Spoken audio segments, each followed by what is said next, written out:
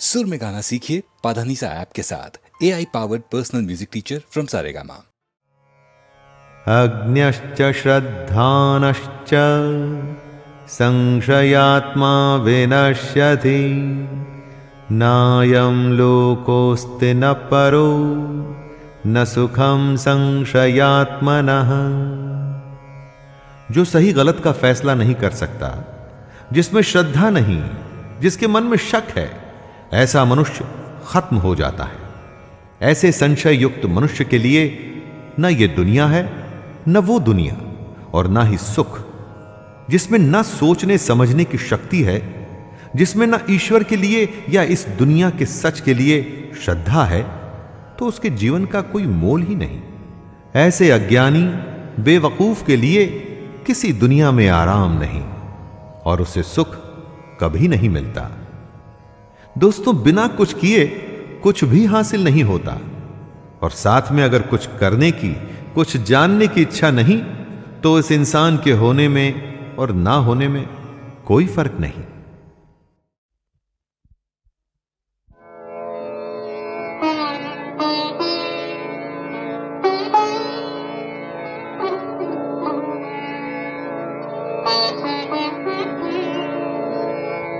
शाम से नेहा लगाए,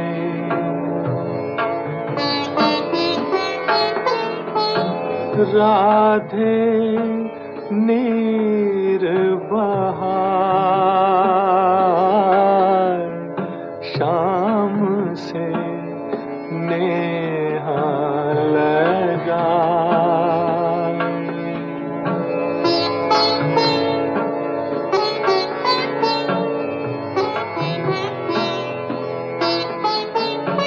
जाके गुन बांसुरिया गाती, वो हारी लिख लिख कर पाती।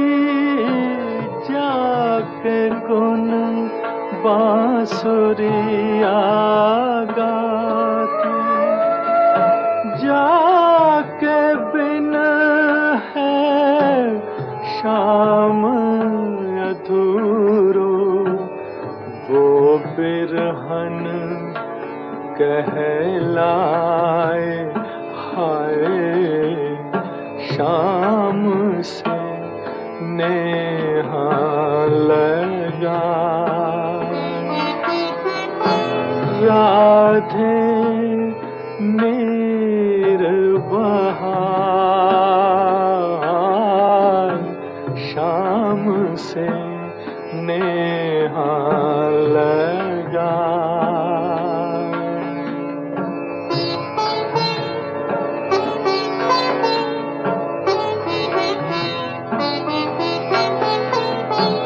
पीली पड़ गई केसर काया, रूप ने अपना रूप गवाया। पीली पड़ गई केसर काया, रूप ने अपना रूप गवाया। दीपक छेड़ रहे हैं आंसू, ठंडी आग लगाए।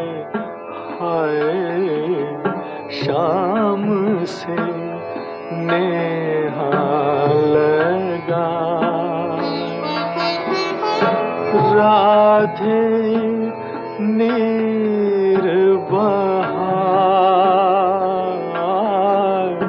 शाम से नेहा लगाए।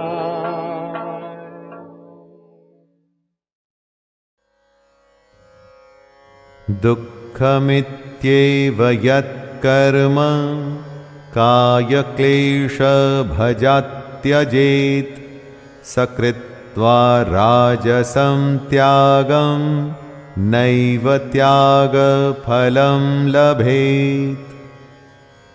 अपने कर्म करना, कर्तव्य निभाना आसान नहीं होता। इससे हमारे शरीर को कष्ट भी होता है। जब कर्म करेंगे तो कोई ना कोई परेशानी तो होगी ही।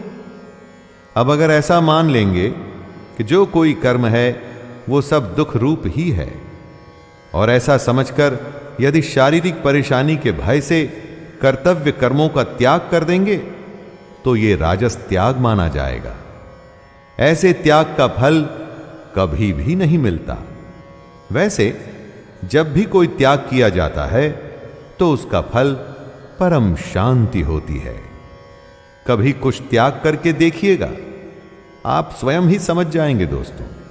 लेकिन शारीरिक परेशानी के चलते अगर आपने अपने कर्मों का त्याग किया तो उसका कुछ भी फल नहीं मिलेगा, क्योंकि वो राजस त्याग है।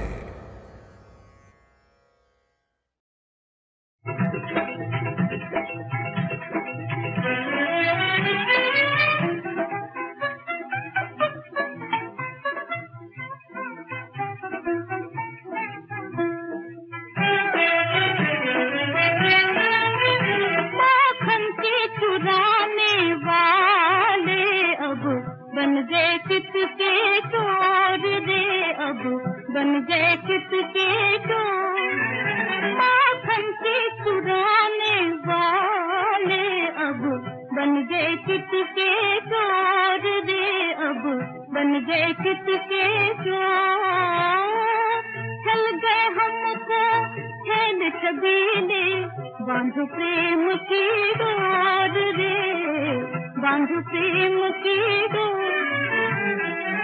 चल गए हमको चल छबीले, बांधो प्रेम की डोर रे, बांधो प्रेम की डोर। माखन के चुराने वाले अब बन गए चित के चोर रे, अब बन गए चित के चोर। नटखट नटवर नैन मिलाए, नटखट नटवर नैन मिलाए, मन को लुभाए और मुस्काए, मन को लुभाए और मुस्काए। मन के काले मन के काले, मन के काले मन के काले, जैसे घटा घन घोर रे, जैसे घटा घन घोर। माखन के चुराने वाले अब बन गए चित के चोर रे, अब बन गए चित के चोर।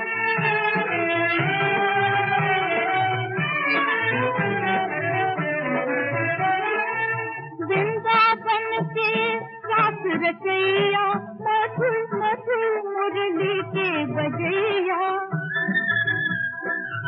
वृंदावन के रास रचैया, मधुर मधुर मुरली के बजैया। मीठी मीठी कान को सुन के, मीठी मीठी कान को सुन के, नाचे मन का मोर रे, नाचे मन का मोर। माखन के चुराने वाले अब बन गए चित के चोर रे, अब बन गए चित के चोर।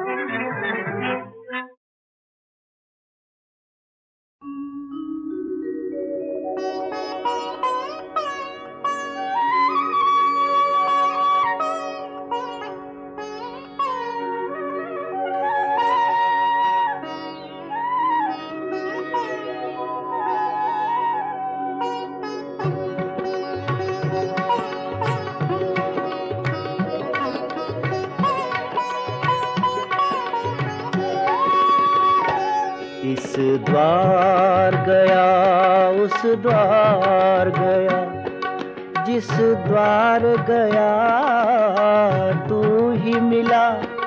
ओ मेरे तन मन के बसिया, एक तू ही मिला प्रभु, तू ही मिला।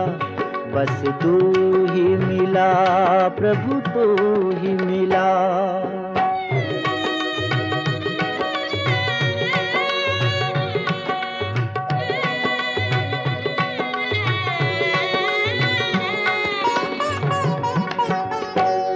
देखा है तुझे बहारों में,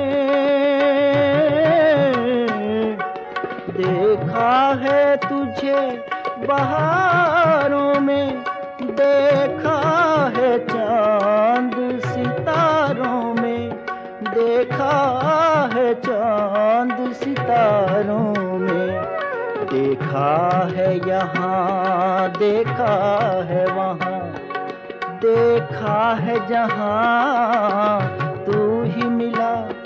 ओ मेरे तन मन के बसिया, एक तू ही मिला प्रभु, तू ही मिला।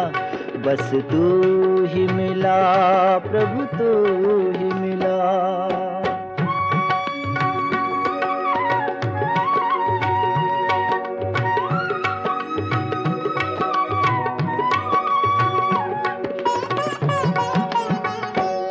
इस जग में एक अपना है तू ही,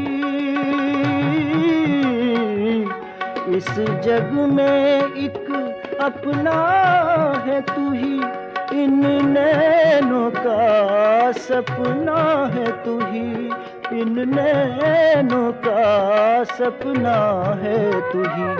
मुझे अपना खोया मीत मिला, होठों से रूठा गीत मिला। ओ मेरे तन मन के बसिया, एक तू ही मिला प्रभु, तू ही मिला। बस तू ही मिला प्रभु, तू ही मिला।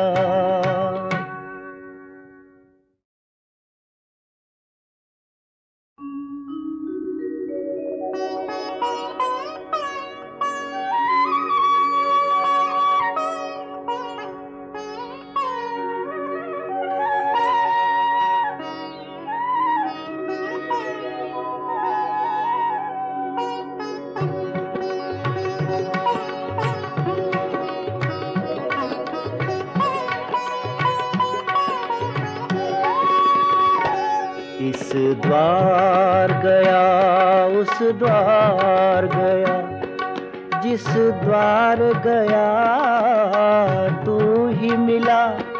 ओ मेरे तन मन के बसिया, एक तू ही मिला प्रभु, तू ही मिला।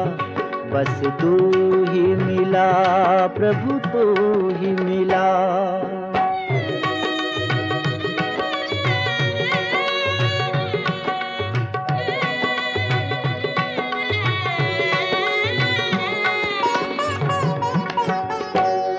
देखा है तुझे बहारों में,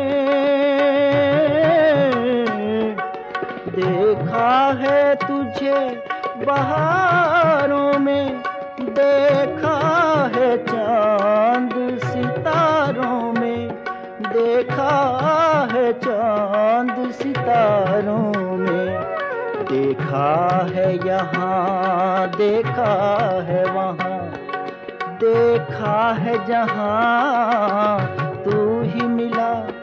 ओ मेरे तन मन के बसिया, एक तू ही मिला प्रभु, तू ही मिला। बस तू ही मिला प्रभु, तू ही मिला।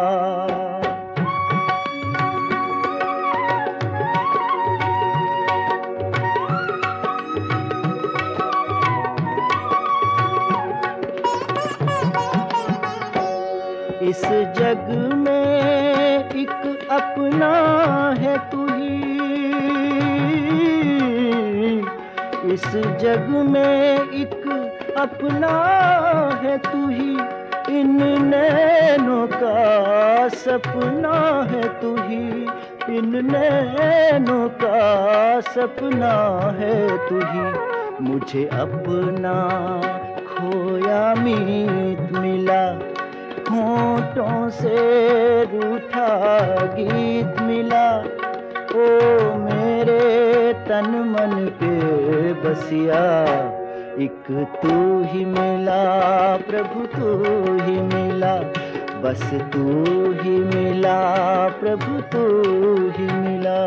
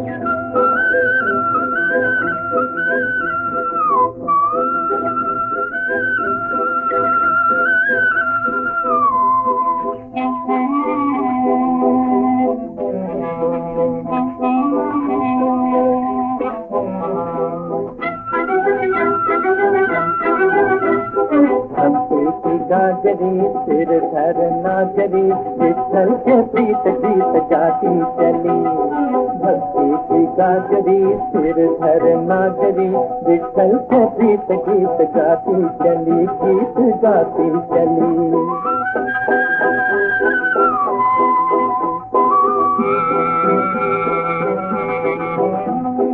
अमृत घट है मन पन घट है अमृत घट है मन पन घट है कीर्तन तलक छल गाती चली गीत गाती चली कीर्तन तलक छल गाती चली गीत गाती चली गीत गाती चली भक्ति की गाजरी सिर धरना चली विठ्ठल के प्रीत गीत गाती चली भक्ति की गाजरी सिर धरना चली विठ्ठल के प्रीत गीत गाती चली गीत गाती चली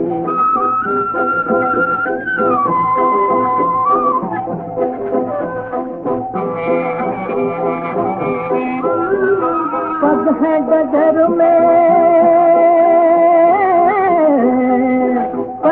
गदर में ध्यान श्रीधर में ध्यान श्रीधर में पग है गदर में ध्यान श्रीधर में नैनों में नटवर नचाती चली गीत गाती चली नैनों में नटवर नचाती चली गीत गाती चली गीत गाती चली भक्ति की गाजरी सिर धरना जरी विठ्ठल के प्रीत गीत गाती चली भक्ति की गाजरी सिर धरना जरी विठ्ठल के प्रीत गीत गाती चली गीत गाती चली आवृतं ज्ञानमेतेन ज्ञानिनो नित्यवैरिणा कामरूपेण कौन्तेय दुष्पूरेणानलेन च। हे अर्जुन, ये ऐसी आग है जो कभी बुझती ही नहीं। इस आग का मतलब है काम, और इसी से मनुष्य का ज्ञान ढका हुआ है।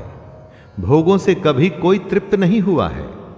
पैसा अगर कमाया है तो और कमाना है, खाना अगर खाया है तो और खाना है। भोगों का कोई अंत नहीं होता, बल्कि ये भोग मनुष्य का अंत करके ही मानते हैं।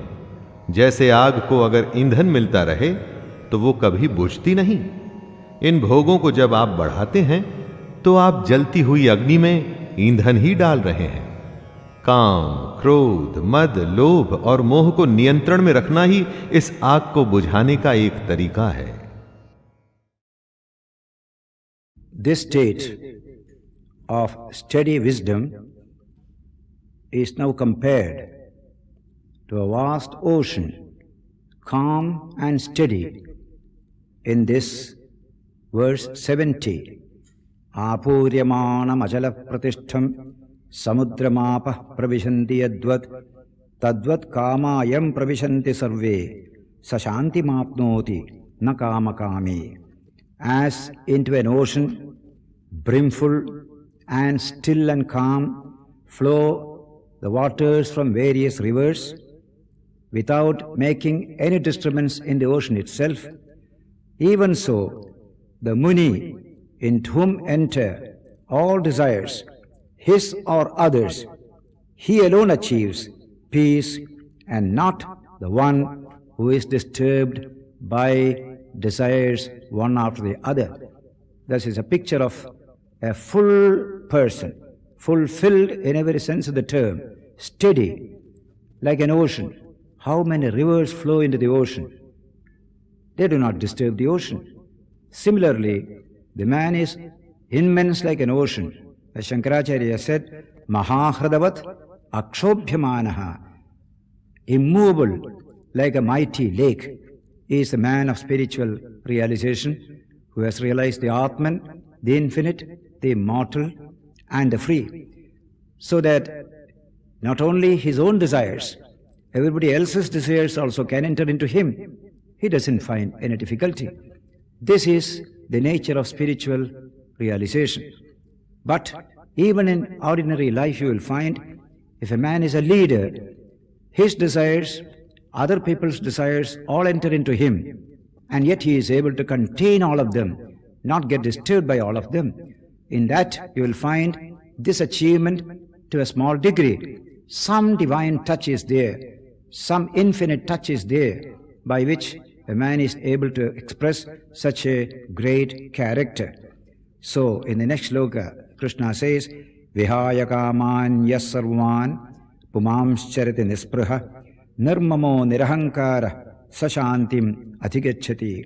That man who lives devoid of all longing and craving, abandoning all desires, without the sense of I and mine, this limited I and limited mine, he attains to peace.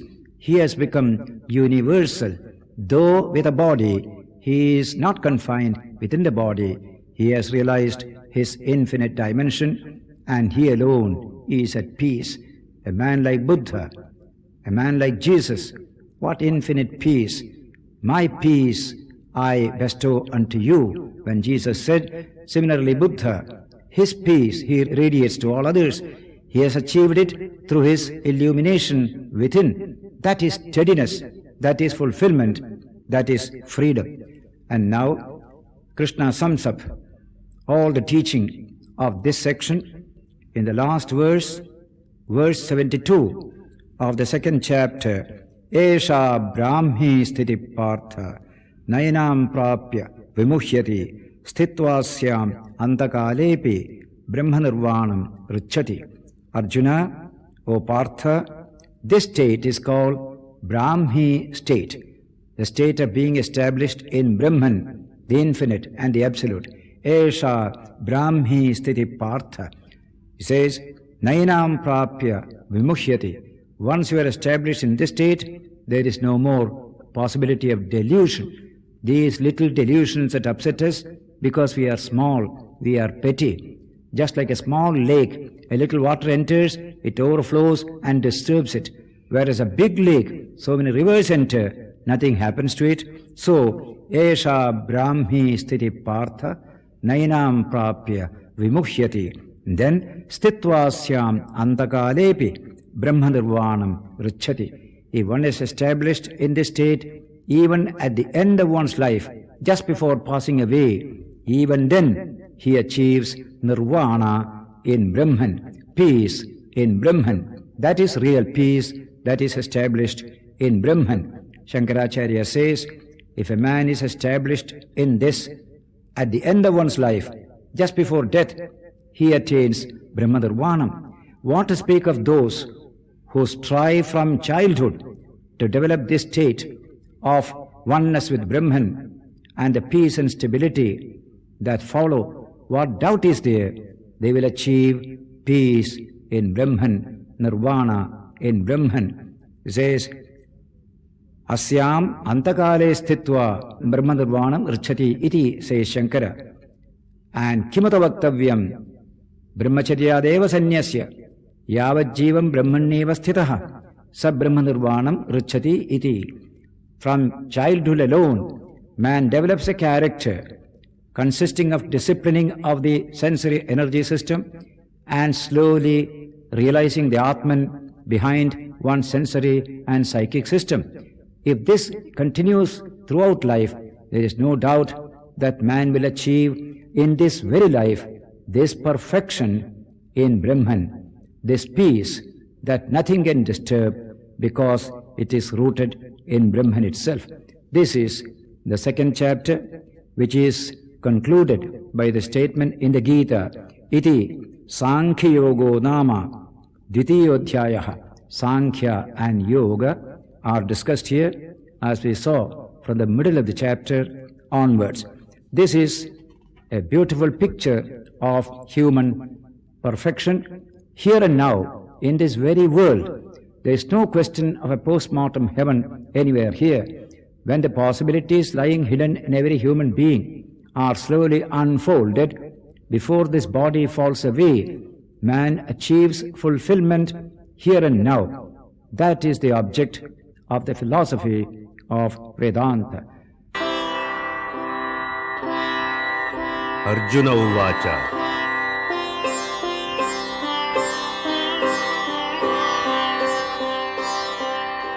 ज्यायसि चेत् कर्मणस्ते मता बुद्धिः जनार्दन तत्किं कर्मणि घोरे मां नियोजयसि Keshav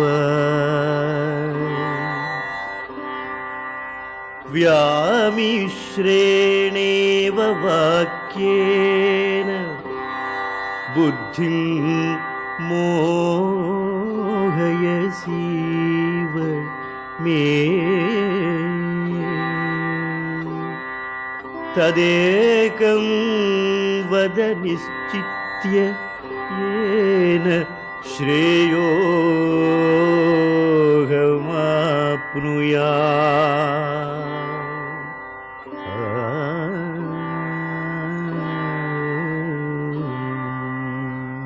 We enter into the third chapter, where we have a question by Arjuna, a question that arose after hearing Krishna's teaching in the second chapter. Very often, Arjuna's questions are our own questions. We feel he is voicing our own doubts. When universal minds are in dialogue, their words and thoughts touch the chords of millions of hearts.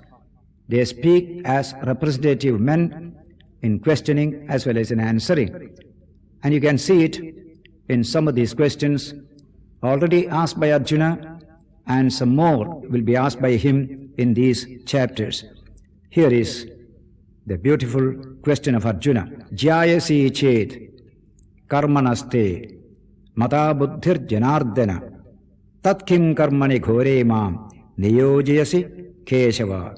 If, O Janardana, another name of Krishna, according to you, knowledge is superior to action, why then, O Keshava, dost thou engage me in this terrible action, such as a battle, such as a war? Because he has said, Sthita Prajna, steady wisdom, that is to be achieved. Then why should I engage in this action if I can get wisdom directly straight away? That's a very interesting question. If a child can straight away get wisdom without engaging in life activity, it is interesting. But the truth, as Krishna is going to say, without all these activities and struggles, that wisdom will not come. It won't be mature, nor can we appreciate that wisdom if it comes so cheap. So in this chapter, this subject is taken up: action, its nature, how it can be developed properly, how it can be made socially oriented so as to bring good to all. All these subjects come in, and towards the end, a great discussion as to the etiology of crime in society, how to stop crime, how to stop delinquency by summoning the deeper spiritual resources in every human being. That is the last note of the music of this great third chapter.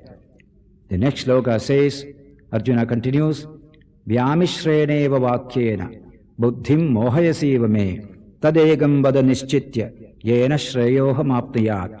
You are confusing me with conflicting statements, he says, and you are bewildering my understanding. Tell me that one thing for certain by which I can attain to the highest. Decide for me once for all. This is the right thing. Follow this. That's what I expect of you. Your words are really bewildering to my mind, says Arjuna. Shri भगवानुवाच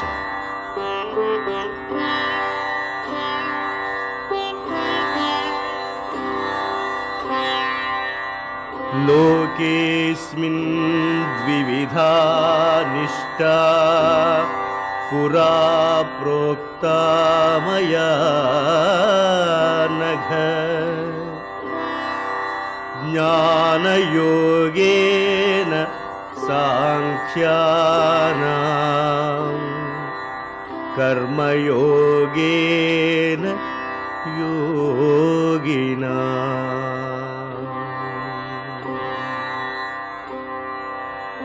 न कर्मणाम् अनारम्भान् नैष्कर्म्यम् पुरुषोऽश्नुते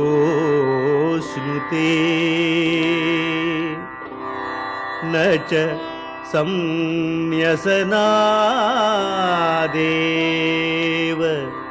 सिद्धिं समधिगच्छति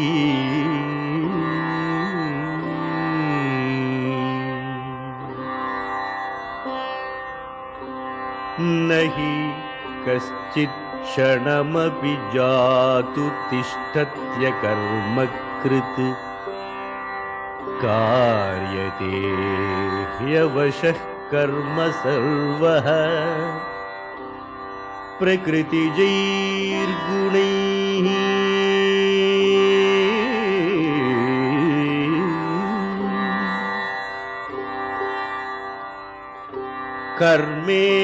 कर्मेन्द्रियाणि संयम्य य आस्ते मनसा स्मरन् इन्द्रियार्थान् विमूढात्मा मिथ्याचारः स उच्यते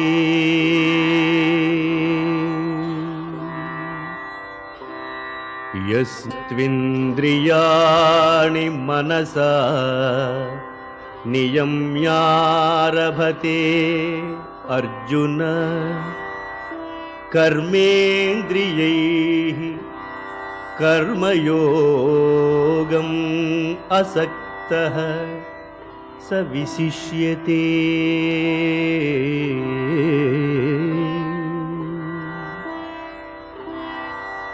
नियतं कुरु कर्म त्वं कर्मज्यायो ह्यकर्मणः शरीरयात्रापि च तेन प्रसिद्ध्येद कर्मणः. So Krishna answers, Shri Bhagavan Uvacha Lokesmin Dvividha Nishtha Pura Prokta Bhayanaka Jnana Yogena Sankhyanam Karma Yogena Yoginam. In the beginning of creation, O sinless one, the twofold path of devotion was given by me to this world. Twofold path of spiritual discipline. One is the path of knowledge for the meditative, contemplative type. The other is the path of action for the active type. These are the two paths enunciated by God from the very beginning of creation, says the Hindu tradition. These are the two paths Krishna mentions. The path of contemplation and withdrawal from action, and the path of action, deeply engaged in the work in this world. Shankaracharya, in his introduction to the Gita commentary, refers to this in these words: Dvividho hi vedokto dharmaha pravritti lakshano nivritti lakshanascha jagatah sthiti karanam praninam sakshat abhyudaya nishresa hetuhu. Twofold is the philosophy taught in the Vedas. One is called philosophy of action, pravritti dharma. The other is called philosophy of withdrawal from action, nivritti dharma. And both are necessary for the welfare and fulfillment of humanity. Accordingly, Krishna says, two are these paths. One is called Jnana Yogena Sankhyanam. Those who are a contemplative nature, they negate this world, negate all this duality, and try to live in aloneness, in contemplation of the alone. That is the normally what is called the mystical path. Whereas there is another path, equally valid for spiritual development and realization. That's the path of action, Karma Yogena Yoginam. In this Gita, this path is highly developed the path for the majority of humanity. Contemplatives can be only a few. Others, when they try to be contemplative, they make a mess of it, and Krishna is going to tell us about it. That he says in the verse 4, Na karmanam anarambhat naishkarmyam purushoshnute na cha sanyasanadeva siddhim samadhigacchati. By not performing work, one doesn't become a contemplative. One doesn't become capable of non-action. It is only by work you get a discipline and a training, then you are able to enjoy that contemplative life. Therefore, he says, by merely giving up action, no one attains to perfection.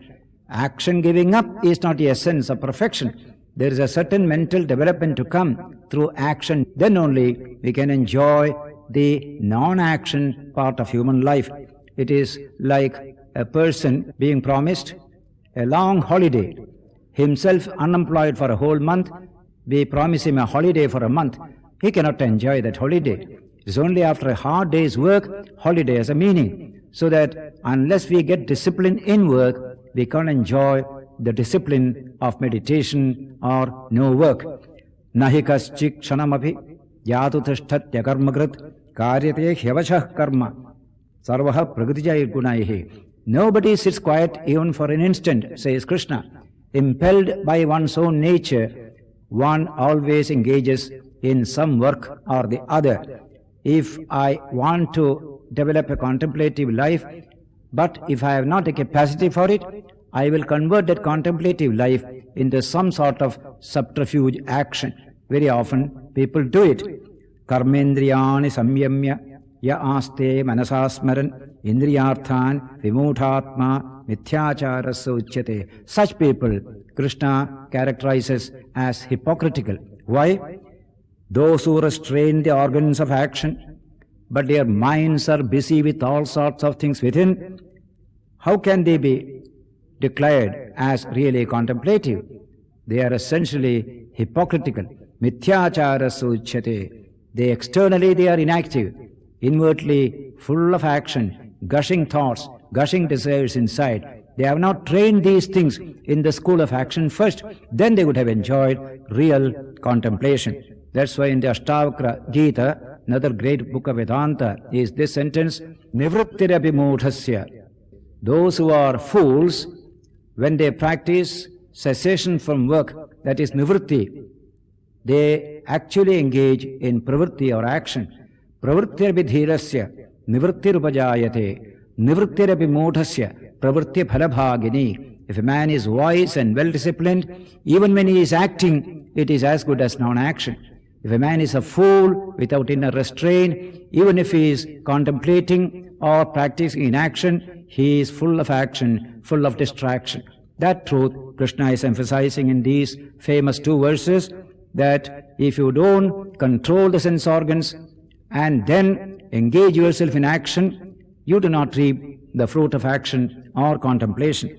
Where the right attitude will be, says he in verse 7, Yastvindriyani manasa niyamya arabhatirjuna karmendriyahi karmayogam asaktassa vishishyate.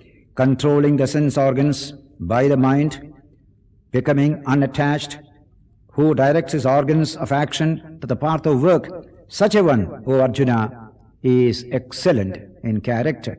He has disciplined his energies. With that disciplined mind and disciplined sense organs, he engages himself in calm, silent work. He reaps the fruits of both action and contemplation, says Krishna. Therefore, niyatam guru karmatvam karmajyayo hyakarmanaha sharirayatra pichate na prasidhyeta karmanaha. Whatever is to be done, you do. He who doesn't do cannot even maintain his body. So whatever is due to be done, do it in a spirit of detachment, says Krishna in this great verse. Without action, you can't even maintain the body. Therefore, do what is to be done.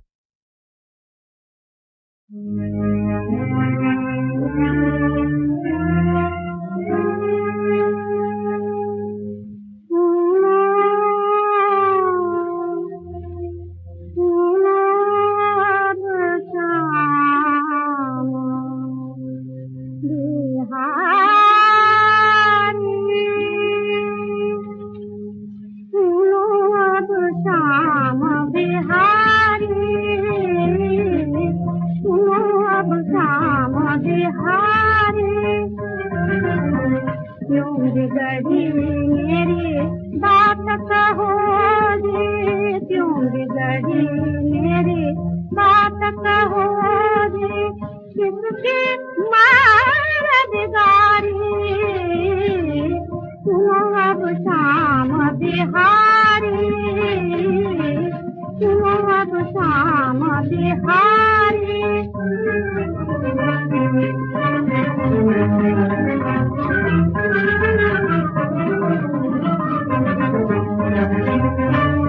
रंग भरे इस माया जग में झूलत क्यों संसारी रंग भरे इस माया जग में झूलत क्यों संसारी खेल खेल में धन खिलौने खेल खेल में धन खिलौने ऐसे कौन खिलाड़ी सुनो अब शाम बिहारी सुनो अब शाम बिहारी